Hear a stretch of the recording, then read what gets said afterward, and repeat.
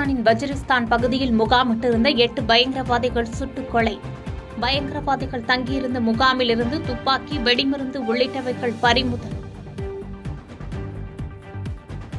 முழு சக்தியுடன் ஹிஸ்புல்லாவுக்கு எதிராக தாக்குதல் தொடரும் என்று இஸ்ரேல் அதிபர் பெஞ்சமின் நெதன்யாகு சூளுரை.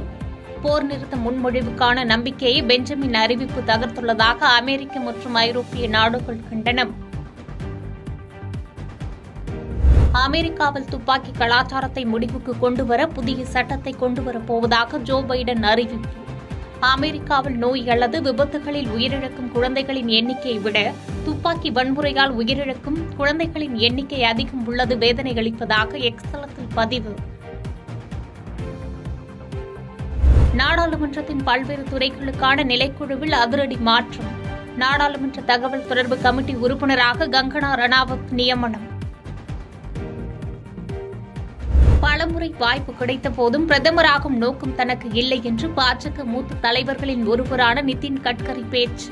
நான் என்னுடைய சித்தாந்தத்துடன் சமரசம் செய்து கொள்ள மாட்டேன் என்று உறுதி. செந்தில் பாலாஜி சிறைக்கு செல்வார் என கூறிய ஸ்டாலின் இப்போது தியாகி என கூறுகிறார் என்று பாஜகவின் மாநில ஒருங்கிணைப்பாளர் ராஜா விமர்சனம். திரைப்பட நகைச்சுவை நடிகர் வடிவேல் வசனத்தை சுட்டிக்காட்டி கிண்டல். திருப்பூர், கோவை, கிருஷ்ணகிரி பகுதிகளில் பங்களாதேஷை சேர்ந்தவர்கள் ஊடுருவலால் இறையாண்மைக்கு ஆபத்து என ராஜா கருத்து. புலம்பெயர்ந்த தொழிலாளர்களின் ஆவணங்களை சரிபார்க்க வேண்டும் என வலியுறுத்தல். இந்திய விமானப்படையின் 92வது ஆண்டு தினத்தை ஒட்டி சென்னை மெரினா கடற்கரையில் வரும் 6ஆம் தேதி இந்திய விமானப்படையின் வான்வழி சாகசம் நடைபெறவுள்ளதாக விமானப்படை துணைத் தளபதி பிரேம்குமார் அறிவிப்பு.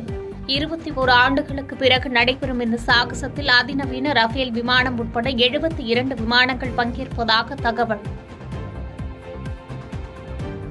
நவராத்திரியையொட்டி கடலூர் வண்டிப்பாளையத்தில் கொலு பொம்மைகள் தயாரிக்கும் பணிகள் தீவிரம்.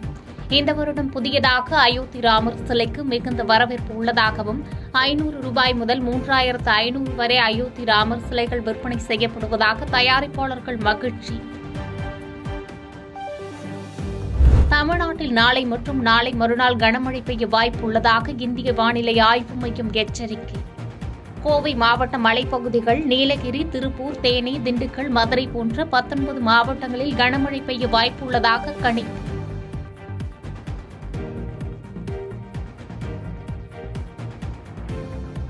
காங்கிரசின் அதிகபட்ச நேரம் உட்கட்சி சண்டையிலேயே போய்விடுவதாக பிரதமர் மோடி விமர்சனம். 10 ஆண்டுகளாக பொது பிரச்சினையில் இருந்து விலகிவிட்டதாகவும் பாஜக தொண்டர்களிடம் நமோ செயலி மூலம் பேச்சு. விண்வெளித்துறையில் இந்தியா இன்று பெரும் சக்தியாக மாறியுள்ளதாக பிரதமர் மோடி பெருமிதம். பல்லாயிரம் கோடி ரூபாய்களை பிற நாடுகள் செலவிடும் நிலையில் இந்திய விஞ்ஞானிகள் இருக்கும் வளத்தை கொண்டு சாதிப்பதாகவும் கருத்து. ஹரியானாவை ஆளும் பாஜக அரசு மாநிலத்தை முற்றிலும் சீரழித்துவிட்டது என்று தேர்தல் பொதுக்கூட்டத்தில் ராகுல் காந்தி குற்றச்சாட்டு. நாடு முழுவதும் வேலையில்லா திண்டாட்டம் நீடித்து வருவதாக கண்டனம். காங்கிரஸ் கட்சி நக்சலைட்டுகளின் செய்தி தொடர்பாளராக செயல்படுகிறது. ஒடிசாவில் பாஜக சார்பில் நடைபெற்ற பொதுக்கூட்டத்தில் பாஜக தேசிய தலைவர் JP நட்டா விமர்சனம். 2 நாள் பயணமாக டெல்லி சென்றடைந்த முதலமைச்சர் ஸ்டாலினுக்கு திமுக எம்பிக்கள், அதிகாரிகள் வரவேற்பு. மெட்ரோ ரயில், சமக்ர சிக்ஷா உள்ளிட்ட திட்டங்களில் மத்திய அரசு நிதி பாக்கியை வழங்க கோரி மனு அளிக்க திட்டம். டெல்லி பயணம் மேற்கொண்டுள்ள முதலமைச்சர் ஸ்டாலின் அங்குள்ள தமிழ்நாடு பவன் சென்றடைந்தார். இன்று பிரதமர் நரேந்திர மோடியை சந்தித்து மாநில அரசுக்கான நிதியை ஒதுக்க வலியுறுத்தவுள்ளார். சட்டவிரோத பண பரிமாற்ற வழக்கில் 471 நாட்கள் சிறைவாசத்திற்கு பிறகு நிபந்தனை ஜாமீனில் வெளியில் வந்தார் செந்தில் பாலாஜி.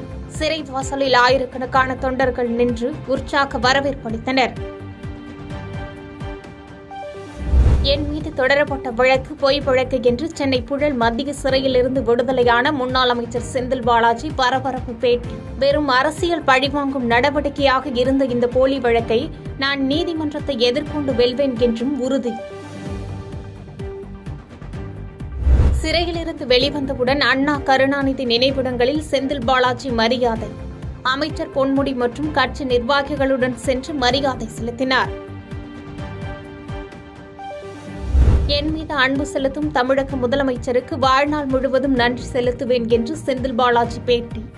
இளைஞர் நலன் மற்றும் விளையாட்டு மேம்பாட்டுத்துறை அமைச்சர் உதயநிதி ஸ்டாலினுக்கு மனமார்ந்த நன்றிகள் என்றும் உருக்கம். பக்ரைனில் கைது செய்யப்பட்டுள்ள தமிழக மீனவர்களை விடுவிக்க வலியுறுத்தி மத்திய வெளியுறவுத்துறை அமைச்சர் ஜெய்சங்கருக்கு முதலமைச்சர் ஸ்டாலின் கடிதம். தேவையான சட்ட உதவிகள் மற்றும் தூதரக உதவிகளை வழங்கிட வலியுறுத்தல். செந்தில் பாலாஜியிடம் அமைச்சர் பதவி கொடுத்தால் கொள்ளையரிடம் சாவி கொடுத்ததற்கு சமம் என்று விஜய பிரபாகரன் காட்டம். அவர் ஒன்றும் தியாகம் செய்துவிட்டு சிறைக்கு செல்லவில்லை, உப்பு சாப்பிட்டவர்கள் தண்ணீர் குடித்துதான் ஆக வேண்டும் என்றும் விமர்சனம். 2026 சட்டமன்ற தேர்தலில் தமிழக வெற்றிக் கழக தலைவர் விஜய்தான் முதலமைச்சர் என்று புசி ஆனந்த் பேச்சு. எந்த தடை வந்தாலும் தமிழக வெற்றிக் கழக மாநாடு நடந்தே தீரும் என்றும் சூளுரை. காலாண்டு தேர்வு விடுமுறை நாட்களின் போது பள்ளிகளில் எவ்விதமான சிறப்பு வகுப்புகளும் நடத்தக்கூடாது என பள்ளிக்கல்வித்துறை உத்தரவு. பள்ளி திறக்கும் நாளன்றே அனைத்து மாணவர்களும் திருத்திய விடைத்தாள்கள் அளிக்கப்பட வேண்டும் என்று ஆசிரியர்களுக்கு அறிவுறுத்தல். பீகாரில் ஜீவித் புத்ரிகா என்ற புனித நீராடும் பண்டிகை கொண்டாட்டத்தின் போது நீர்நிலைகளில் மூழ்கி 37 குழந்தைகள் உட்பட 43 பேர் உயிரிழப்பு. 15 மாவட்டங்களில் உள்ள 6 குளங்களில் மக்கள் புனித நீராடிய போது விபரீதம் என அம்மாநில அரசு தகவல். லெபனானில் இஸ்ரேல் தாக்குதல் அதிகரித்து வரும் நிலையில் உயிரிழந்தோர் எண்ணிக்கை 700-ஐ தாண்டியது. அமெரிக்காவிடமிருந்து மொத்தம் $8.7 பில்லியன் ராணுவ உதவிகளை பெறவுள்ளதாக இஸ்ரேல் தகவல். ரஷ்யா அணு பயன்பாட்டு கொள்கையில் மாற்றம் கொண்டு வருவது குறித்து பரிசீலிப்பதாக ரஷ்ய அதிபர் புதின் அறிவிப்பு. உக்ரைனுக்கு ஆயுத உதவிகள் அளிக்கும் நேட்டோ நாடுகள் அந்த ஆயுதங்களை கொண்டு தங்கள் மீது தாக்குதல் நடத்த அனுமதித்தால் அதற்கு பதிலடியாக அந்த நாடுகள் மீது தாக்குதல் நடத்தப்படும் என்று எச்சரிக்கை. இந்தியா வங்காளதேசம் மோதும் 2வது டெஸ்ட் கிரிக்கெட் போட்டி கான்பூரில் இன்று தொடங்குகிறது. உள்நாட்டில் பலம் வாய்ந்த அணியாக திகழும் இந்தியா இந்த டெஸ்டிலும் ஆதிக்கம் செலுத்தும் என்று ரசிகர்கள் எதிர்பார்ப்பு.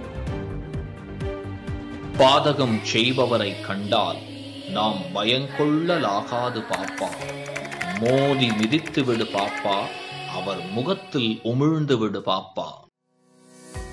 அண்மை செய்திகளை உடனுக்குடன் தெரிந்து கொள்ள இணைந்திருங்கள் இயம்நாடு தொலைக்காட்சியுடன்.